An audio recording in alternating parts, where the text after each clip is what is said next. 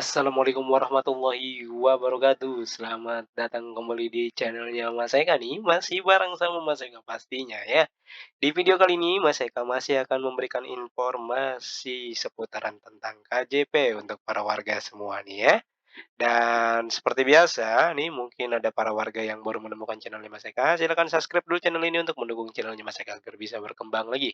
Dan para warga juga bisa join di Telegram, Instagram, TikTok, dan Facebooknya Mas Eka. Nah, di video kali ini Mas Eka akan membahas apa sih Mas? Nah, di video kali ini kita akan membahas tentang kapan Mas, datanya bisa digunakan untuk data KJP kalau lolos dari DTKS gitu, atau data DTKS sudah ditetapkan, kapan sih, sampai benar-benar ditetapkan KJP-nya itu? Nah, di video kali ini kita akan bahas ya. Oke, langsung aja yuk kita ke website KJP-nya. Seperti biasa di sini ada website KJP-nya ya, para warga bisa ngecek langsung di sini. Dan kalau yang belum pernah sama sekali daftar DTKS, ya iseng-iseng buka di sini nggak apa-apa ya. Di sini, para warga bisa ngecek status penerimanya apa ya, di sini nih ya, masukkan NIK-nya, kemudian pilih tahunnya, kemudian pilih tahapnya, tahap 2 dicek nanti datanya akan muncul. Kalau data tidak ditemukan, berarti ya belum masuk di data KJP. Bagaimana caranya agar bisa masuk di data KJP? Karena KJP ini adalah sifatnya bantuan sosial, semua bantuan sosial yang berada di Pemprov DKI bersumber dari DTKS terlebih dahulu ya. Nah, DTKS-nya ini, jadi untuk para warga yang, belum pernah sama sekali nih ya, silakan daftar DTKS terlebih dahulu. Nah, dibuka dari tanggal 15 November sampai dengan 15 Desember 2022 untuk yang tahap 4-nya. Bagaimana Mas Eka kalau misalkan saya sudah daftar di tahap 2 dan tahap 3, kemudian saya ngecek di status pendaftaran DTKS-nya juga masih proses atau ada logo jam atau jam pasir. Nah, itu ditunggu saja.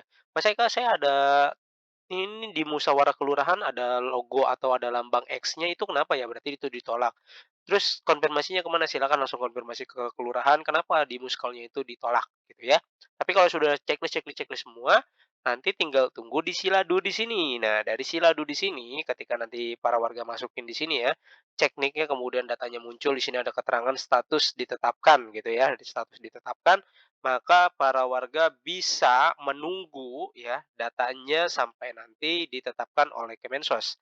Jadi pertanyaan tadi, kapan sih data DTKS itu bisa digunakan untuk KJP? Setelah ditetapkan oleh Kemensos. Kalau sudah masuk di Siladu di sini ya, sudah masuk di Siladu di sini, ya udah itu tinggal menunggu data dari Kemensos aja gitu, ditetapkan oleh Kemensos.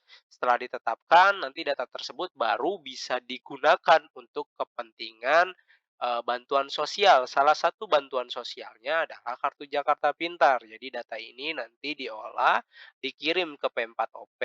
Nah, kemudian P4OP mendistribusikannya melalui sekolah-sekolah di sistem KJP, muncul dah tuh ya kan calon penerima KJP Plus. Nah, dikonfirmasi oleh sekolahnya, "Oh, si A bener nggak nih anaknya, masih aktif sekolah di situ?" "Oh, bener," di checklist gitu ya. Tapi kalau misalkan penerima sebelumnya gitu ya, belum pernah daftar DTKS, apa bisa masuk? Masuk, itu namanya dari exciting atau penerima lanjutan. Tapi ada Mas Eka, saya dari SD ke SMP tiba-tiba KJP saya putus. Saya dari SMP ke SMA tiba-tiba KJP saya putus tuh alih jenjang. Nah, itu sudah dibahas tuh sama Mas Eka di video sebelumnya, coba dicek ya. Itu dikarenakan tidak adanya proses tarik mutasi data. Bagaimana untuk kelanjutannya? Untuk kelanjutannya silakan konfirmasi ke sekolahnya masing-masing, gitu ya. Jadi berapa lama atau kapan sih dari mulai daftar kemudian, ditetapkan di Siladu, kapan datanya ini bisa digunakan untuk KJP? Untuk yang bulan Februari ya, yang sudah ditetapkan bulan Februari, mudah-mudahan datanya itu sudah ditetapkan oleh Kemensos, tinggal menunggu saja dan mudah-mudahan nanti di 2023, tahap 1 nanti KJP-nya datanya muncul di sini, sehingga nanti para warga bisa menikmati, eee KJP tahap 1 tahun 2023 gitu ya. Jadi kapannya menunggu sampai dengan ditetapkan oleh Kemensos ya.